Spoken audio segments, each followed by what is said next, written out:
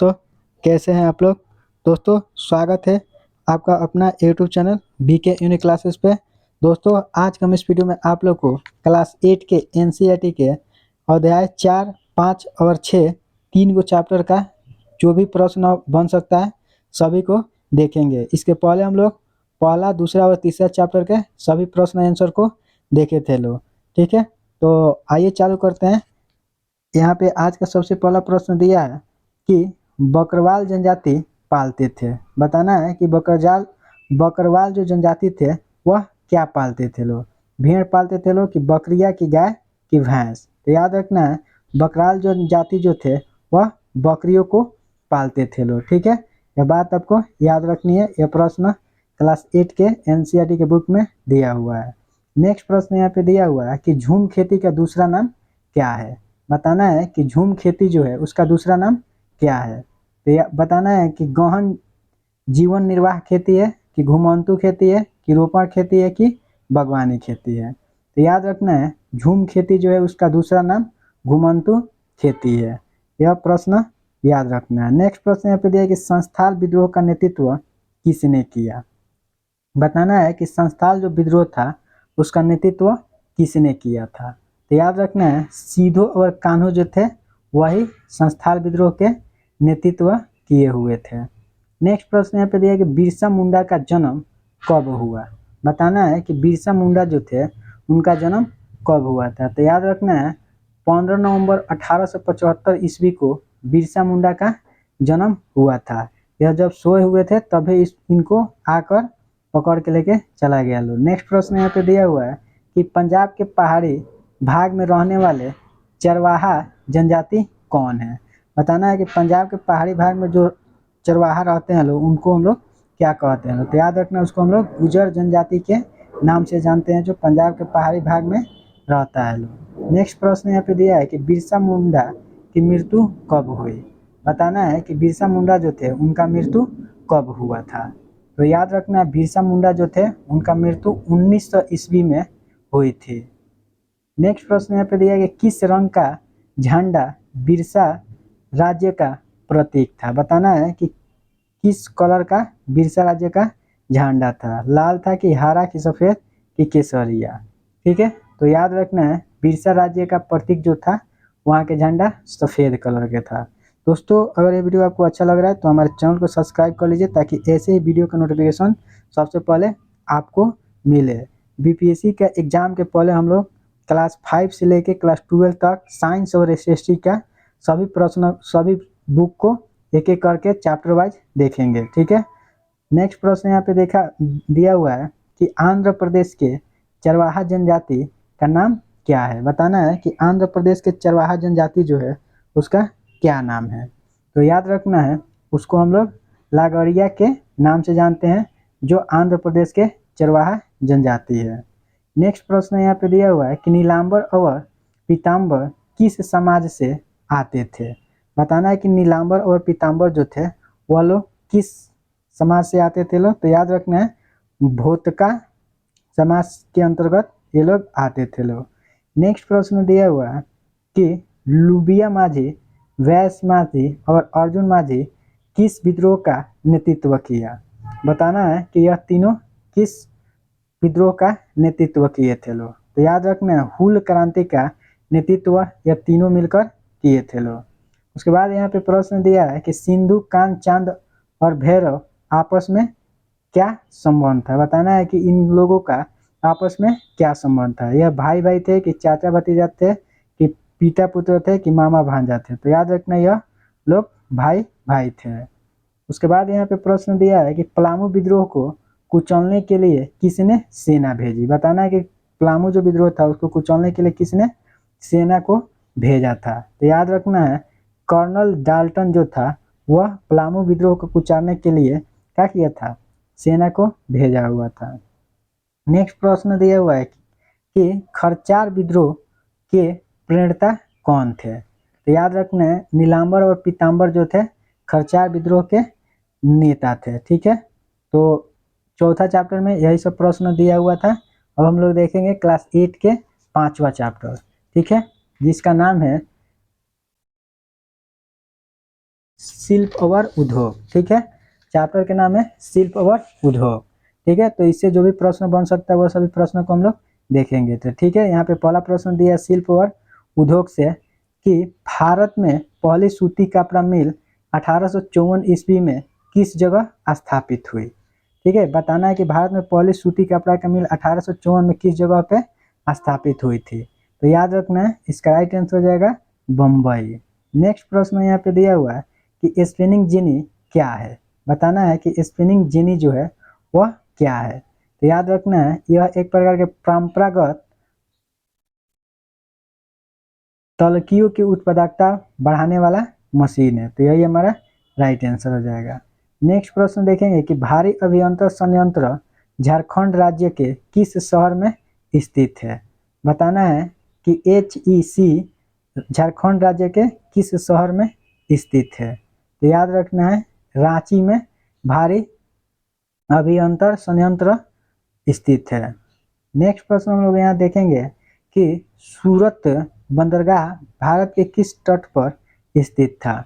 बताना है कि सूरत जो बंदरगाह था भारत के किस तट पर स्थित था।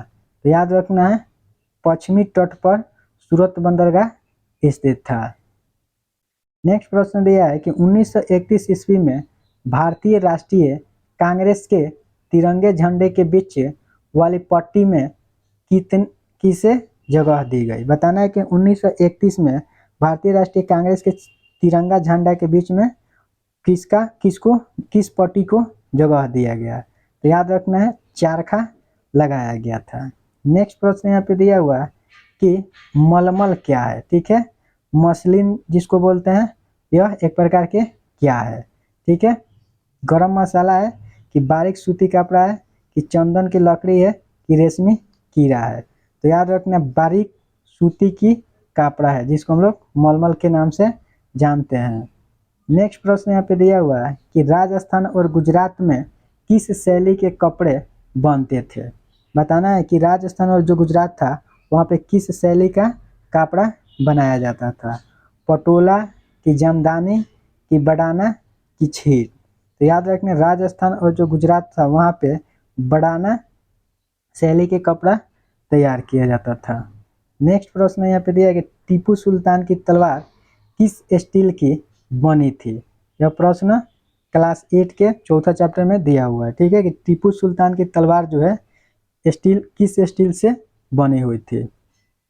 बुडज स्टील से कि स्टेनलेस स्टील से कि लोहा से, किनमें से कोई नहीं। तो याद रखना है, टीपू सुल्तान की जो तलवार था बुडज स्टील से बनाया गया था। ये बात आपको याद रखनी है। नेक्स्ट प्रश्न यहाँ पे दिया है कि स्पिनिंग जेनी का आविष्कार किसने किया है। बताना है कि स्पिनिंग जेनी जो है उसका आविष्कारक कौन था। तो याद रखना है, जॉन के जो थे स्पिनिंग जेनी के आविष्कारक थे। नेक्स्ट प्रश्न देखेंगे हम लोग कि टिस्को में स्टील का उत्पादन किस वर्ष शुरू हुआ। बताना है कि टिस्को में स्टील जो था उसका उत्पादन किस वर्ष शुरू किया गया था। तो याद रखना है, 1930 में हुआ था कि 1900 में कि 1912 में कि 1905 में। तो याद रखना है, टिस्को में स्टील का उत्पादन जो है 1912 में शुरू किया गया था। नेक्स्ट प्रश्न दिया है कि भारत का मैनचेस्टर किसे कहा जाता है। ये प्रश्न बहुत ही वीवीआई है। बताना है कि भारत का मैनचेस्टर है किसको कहते हैं। सूरत को बोलते हैं कि कलकत्ता को बोलते हैं कि मुंबई को कि अहमदाबाद को। तो याद रखना है, अहमदाबाद को भारत के मैनचेस्टर कहा जाता है। नेक्स्ट प्रश्न यहाँ पे दिया है कि सूरत बंदरगाह किस राज्य में स्थित है। बताना है कि सूरत बंदरगाह जो है वह किस राज्य में स्थित है। मेरठ में कि गुजरात में कि मैसूर में कि मध्य भारत में। तो याद रखना है, सूरत बंदरगाह जो है वह गुजरात में स्थित है। नेक्स्ट प्रश्न हम लोग देखेंगे, पुर्तगाली भारत में सबसे पहले कहाँ पहुँचे थे। बताना है कि पुर्तगाली जब भारत आए थे तो वह सबसे पहले कहाँ पहुँचे थे। कालीकट पहुँचे थे कि सूरत की कोची की कांडला। तो याद रखना है, कालीकट में सबसे पहले पुर्तगाली भारत में पहुँचे हुए थे। नेक्स्ट यहाँ पे प्रश्न देखेंगे कि लौह अयस्क खोद कर लाने और लोहा बनाने का कार्य किस समुदाय के लोग करते थे। बताना है कि लौह अयस्क को खोद कर लाना और लोहा बनाने का कार्य कौन लोग करते थे। लोग खड़िया कि उराव कि अगरिया कि संस्थाल। तो याद रखना है औगरिया जो थे वह लौह अयस्क को खोद के लाते थे और लोहा बनाते थे लोग। नेक्स्ट यहाँ पे प्रश्न दिया है कि भारी अभियंतर संयंत्र मतलब HEC की स्थापना कब की गई। बताना है कि HEC जो है इसका स्थापना कब किया गया था, 1930 में कि 1910 में कि 1919 में कि 1958 में। तो याद रखना HEC जो था उसका आविष्कार 1958 ईस्वी में किया गया था। तो चौथा चैप्टर में यही प्रश्न दिया हुआ था। अब हम लोग देखेंगे नेक्स्ट चैप्टर दिया हुआ है यहाँ पे।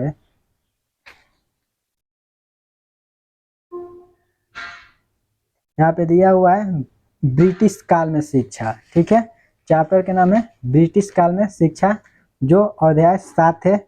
इसका पहला प्रश्न यहाँ पे दिया हुआ है कि 71 से 91 ईस्वी में ब्रिटिश जोनाथन ठंगन द्वारा हिंदू कॉलेज का स्थापना कहाँ किया गया था।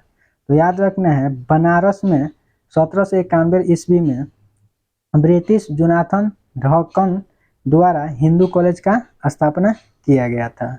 उसके बाद नेक्स्ट प्रश्न यहाँ पे दिया हुआ है कि कौन भारत को असभ्य देश मानता था। बताना है कि कौन था जो भारत को असभ्य देश मानता था। विलियम जोन्स था कि थॉमस बेबिंगटन मैकाले था। ठीक है, तो यही हमारा राइट आंसर हो जाएगा, यही थॉमस बेबिंगटन मैकाले जो था भारत को एक असभ्य देश मानता था। नेक्स्ट प्रश्न यहाँ पे दिया हुआ है कि निम्न में से कौन संस्कृत फारसी रचनाओं का अंग्रेजी में अनुवाद कर रहे थे। बताना है कि इनमें से कौन थे जो संस्कृत और फारसी रचना को अंग्रेजी में अनुवाद कर रहे थे। तो याद रखना है हेनरी टॉम्स कोलब्रुक जो थे अंग्रेजी और फारसी रचनाओं को अंग्रेजी में अनुवाद कर रहे थे। नेक्स्ट प्रश्न हम लोग देखेंगे कि एशियाटिक सोसाइटी ऑफ बंगाल का गठन किसने किया। बताना है कि एशियाटिक सोसाइटी ऑफ बंगाल का गठन जो है वह किसने किया था। जेम्स मिल ने कि विलियम जोन्स कि विलियम जॉनसन कि मैक्स मुलर। तो याद रखना है विलियम जोन्स जो थे वो क्या किए थे, एशियाटिक सोसाइटी ऑफ बंगाल का गठन किए थे। ठीक है, नेक्स्ट प्रश्न यहाँ पे दिया हुआ है कि रांची जिला स्कूल की स्थापना किसने की। बताना है कि रांची जिला स्कूल जो था उसका स्थापना किसने किया था। थॉमस मैकाले था कि डब्ल्यू हंटर था कि विलियम जोन्स था कि JR ओसले था। ठीक है, तो याद रखना है रांची जिला स्कूल की स्थापना जो था JR ओसाले ने किया हुआ था। नेक्स्ट प्रश्न हम लोग देखेंगे कि उपनिवेशिक शिक्षा ने भारतीयों के मस्तिष्क में हीनता का भेद पैदा कर दिया, यह कथन किसका है। बताना है कि किसने कहा कि उपनिवेशिक शिक्षा ने भारतीयों के मस्तिष्क में हीनता का बोध पैदा कर दिया। तो याद रखना है महात्मा गांधी ने यह बात बोले हुए थे। नेक्स्ट प्रश्न यहाँ पे दिया है कि SPG मिशन द्वारा ब्लाइंड स्कूल कब खोला गया था। बताना है कि SPG मिशन के द्वारा ब्लाइंड स्कूल को कब खोला गया था। तो याद रखना है 1895 ईस्वी में SPG मिशन के द्वारा ब्लाइंड स्कूल को खोला गया था। नेक्स्ट प्रश्न यहाँ पे दिया है कि शांति निकेतन की स्थापना कब हुई थी। बताना है कि शांति निकेतन की स्थापना कब की गई थी। तो याद रखना 1901 ईस्वी में शांति निकेतन की स्थापना किया गया था। नेक्स्ट प्रश्न दिया हुआ है कि दयानंद एग्लो स्कूल की स्थापना किस संस्था के द्वारा की गई। बताना है कि दयानंद एग्लो स्कूल जो था उसका स्थापना किस संस्था के द्वारा किया गया था। तो याद रखना है आर्य समाज के द्वारा दयानंद एग्लो स्कूल की स्थापना किया गया था। नेक्स्ट प्रश्न यहाँ पे दिया है कि शांति निकेतन के संस्थापक कौन थे। बताना है कि शांति निकेतन जो था उसका संस्थापक कौन थे। तो याद रखना है रविंद्रनाथ टैगोर जो थे वह शांति निकेतन के संस्थापक थे। नेक्स्ट प्रश्न दिया हुआ है कि ब्लाइंड स्कूल में पढ़ाई किससे होती थी। तो याद रखना है ब्रेल लिपि की सहायता से ब्लाइंड स्कूल में पढ़ाई होती थी। नेक्स्ट और अंतिम प्रश्न यहाँ पे दिया हुआ है कि लॉर्ड मैकाले कैसे शिक्षा के पक्षधर थे। तो याद रखना है इसका राइट आंसर हो जाएगा पक्षकार। ठीक है, तो दोस्तों आज के हम इस वीडियो में यहीं तक रहने दे रहे हैं। ठीक है, कल मिलते हैं इसके आगे प्रश्न लेके। तो दोस्तों अगर ये वीडियो आपको अच्छा लगा है तो हमारे चैनल को सब्सक्राइब कर लीजिए ताकि ऐसे वीडियो का नोटिफिकेशन सबसे पहले आपके पास पहुंचे।